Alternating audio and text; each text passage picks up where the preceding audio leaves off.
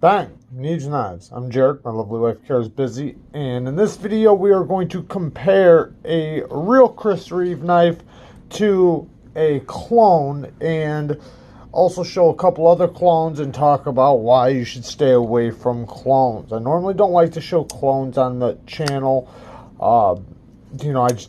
You guys understand. I ain't got to tell you why, and but we are going to talk about them in this video.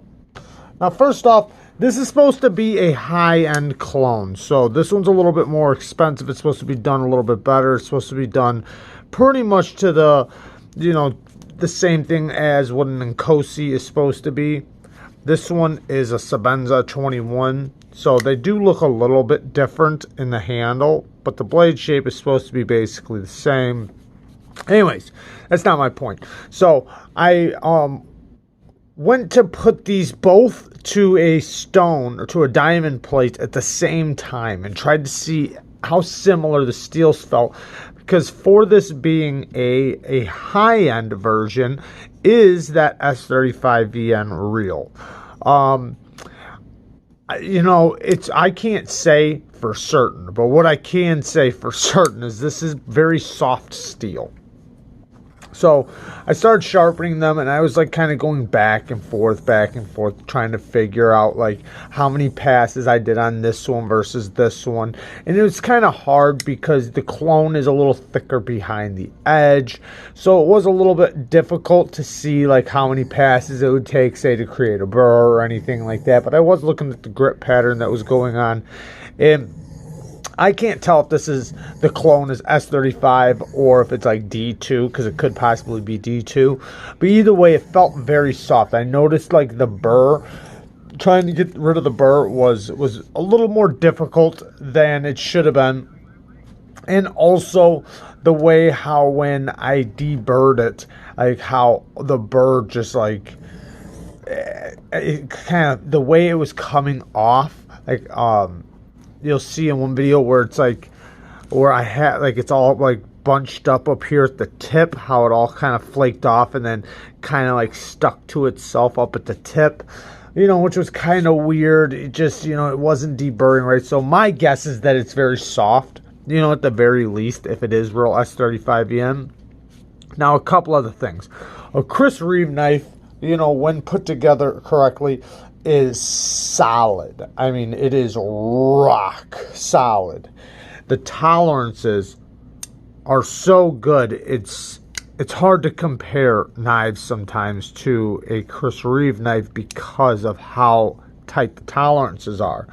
With this one, I even tried messing around with the pivot, tried doing different things, and you will see that it is very, very loose still. Now, it doesn't have the consistency. Now, let me just say, for just a regular knife, like this might not be a bad knife. Yeah, I don't know, because since I can't get it tight, it's hard to even say that. But the action, it's like, it comes out nice and smooth, and then from here to here, it gets tight. And then from here to here, it gets loose again. Without the lock bar tension, it does drop. But it's kind of tight in a way that I don't know, it's not like this type of, this is a very consistent smoothness, the same smoothness all the way. Even when I drop it, there's nothing that bunches up or makes it feel like it's got more tension in other areas. This does, though. Now, you can do a thumb flick, but it does take a little bit of effort. Not really that much, I guess. See, to do a reverse flick, though, like it's, because it's so, the tension is so different. And I did oil it. It just has like a, it's gummy inside there. It's not smooth. It's gummy. So with the thumb flick, I can get it. With the reverse flick, I have to add a bunch of wrist. But if I was just going to reverse flick, it's not going to happen. Which even Sebenzas aren't, they're not really for flicking. Or, Chris Reeve knives. They're more for the slow roll. But even then it's not the same. Anyways, next part. I will say though, it's easier to top flip this one than the other one. I can do that with this one too, but this one is a little bit easier because if you look at this, you can see how this one has a little bit of extra up there. Now, there are a bunch of things done very well on this, though, I will say. I mean, like, it is, and I think it's more of an expensive, as far as I know, you know, that it is, you know, it is a solid knife in a lot of ways. I don't mean solid, like, meaning it doesn't have play, just that it is titanium. It has Lindy Lou's beautiful anno finish. I mean, absolute beautiful anno finish. And then she bead blasted this, so she really showed what she could do here, and she can really do some amazing work. Lindy Lou's bead blast, though, is on point. I believe she uses the exact same media that Chris Reeve uses because they feel identical.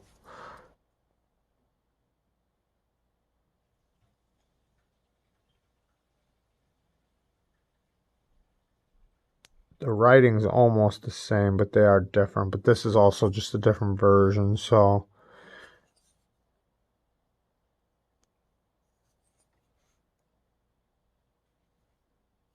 you can see the blade, how the tip goes all the way down. You get the best blade to handle ratio. This one is a lot shorter.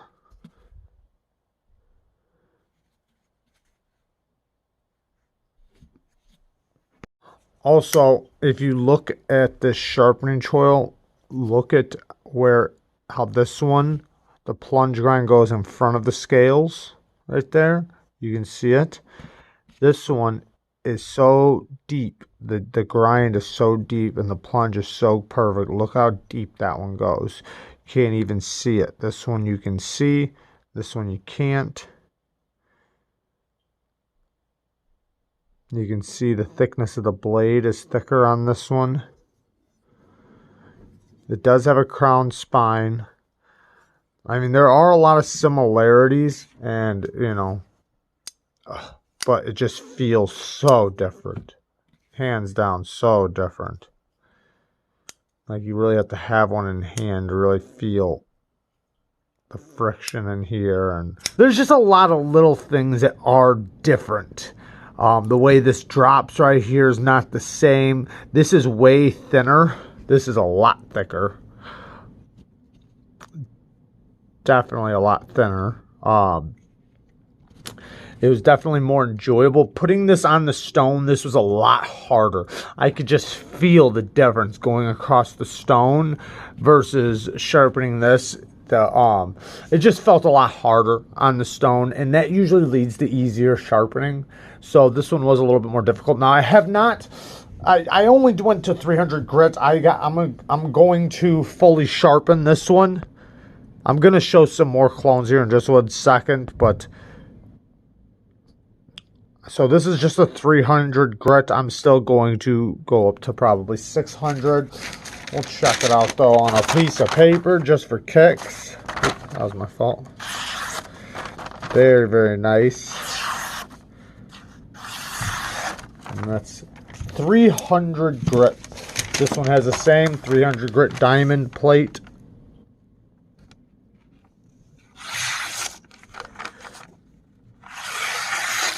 This one, however, has the edge. It did have a little bit of an old edge on it that needs to be removed. So you can see my edge over the top of the other edge. Down here, it removed it all, but going up here, you can see the other edge behind my edge. I'll try to remove it when I finish sharpening it. If not, I'll put it to the belt, remove it, and then resharpen it. Now, all in all, though, I mean, it is, you know, it's a clone, so you're not getting the real thing, you know. Like, I could see there's some clones out there that are very similar that you get for like 20, 30 bucks, and I guess if you're just wanting to see, like, if it's a knife that fits your hand or something like that, possibly. But don't ever buy one and expect it to feel like the real thing. Even if you get it and you open it up and you're like, man, this is nice, you know, just know that it's nothing like the real thing. And I'm going to show you another one. So this is, let me close this,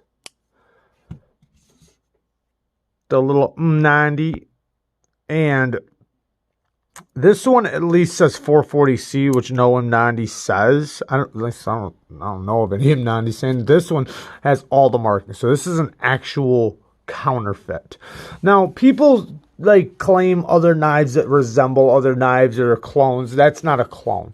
A clone is a knife that takes all the logos and all the info and looks the exact same. A blade shapes being the same, that's not a clone. Like, every blade shape was taken from another blade shape before them. So, and the handles and stuff like that, if they have their logo on it, I don't consider that a clone. Maybe a copy, or not a copy, I should say, maybe inspiration, you know. Anyways, this one, look at this.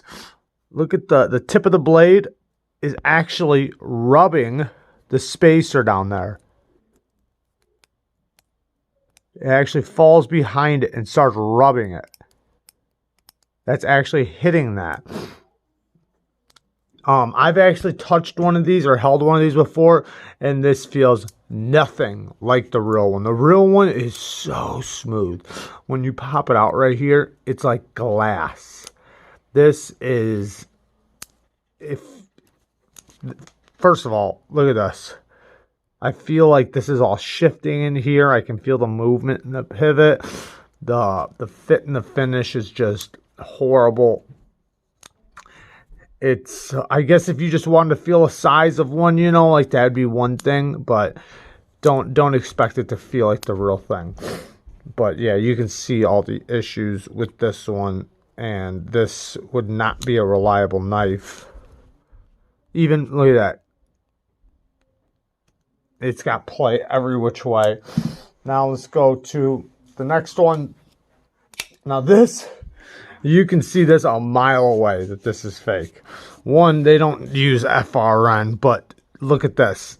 This thing has a massive amount of play going this way. Not even just side to side. Side to side, it's actually kind of solid, but you still have play. But towards the lock, it's because this button, or the button lock right here, doesn't have enough spring tension to push its way into there and lock it up solid. And then there's probably a little room between there and there, you know, between the two lockout points. So this is another example of why you don't, you know, really want to mess with no clones, aside from the fact that, you know, it's stealing in so many ways. Okay, next one, this one actually fooled me. I never held one of these before, but it did feel legit. But you know, like I said, I never held one before. This is what really kind of got me, was that first production S30V. The walk and the talk wasn't bad, and I've seen these on channels, and they all make them sound like they don't have the best walk and talk.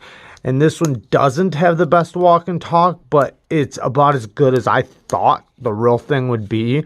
So it definitely fooled me. Real micarta, which doesn't look bad. And, I mean, it's got play. I don't know about the real one. But this one actually did fool me, though. But, hey, I guess, you know, it can happen. I'm sure there are a lot of great clones out there that, you know, will be really good. I know there's a lot of Benchmade ones that are really, really good clones. So you do want to be careful. But, you know, the best thing to do is just to not get it. And if you can't afford the real one, just find something that it fits, it scratches that itch, basically. So like when I can't get a knife, right? So like say if I want a knife like this one, if I can't have that knife, I'm going to find a knife that's kind of like it, that's somewhat like it, and that'll scratch that itch. But I know, to me, I wouldn't want to get the clone for one, because if I posted it, say on Instagram, somebody would see it and somebody would say that's a fake, and you'd be called out, which you wouldn't want to lie anyways. You'd want to just say it out loud. But I'm just saying, though, it's not like you could ever hold your head up high saying you have it. So, what's the real point? Unless if you're just getting it as a beater to beat on it and whatever. I mean, do as you wish. I mean, obviously.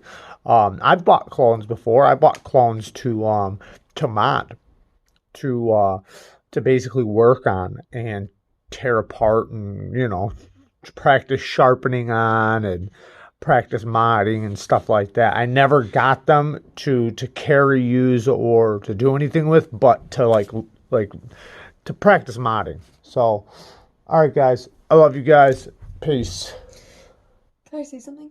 If you want to. Yes, I do. I just want to add in really, really, really quick that there's a massive difference between like a counterfeit and a clone, and like the Sebenza that Jared's holding there is absolutely a counterfeit. It's fake. It has the logo on it, and then you have your clones, which would be like your... I think that would still be a clone, though. I think a copy is different. Like a clone and a counterfeit are the same thing. Clone, well, I know people use them interchangeably, but a clone...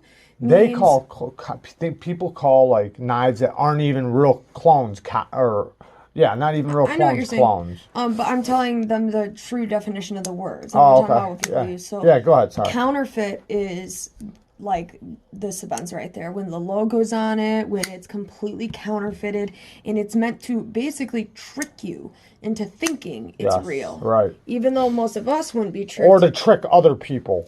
For you to trick other people. Right. Now a clone is more of your copy of the design, but they don't put the logo on it. They put their own logo on it, or they put no logo on it. So they're not really making that extra step to trick you.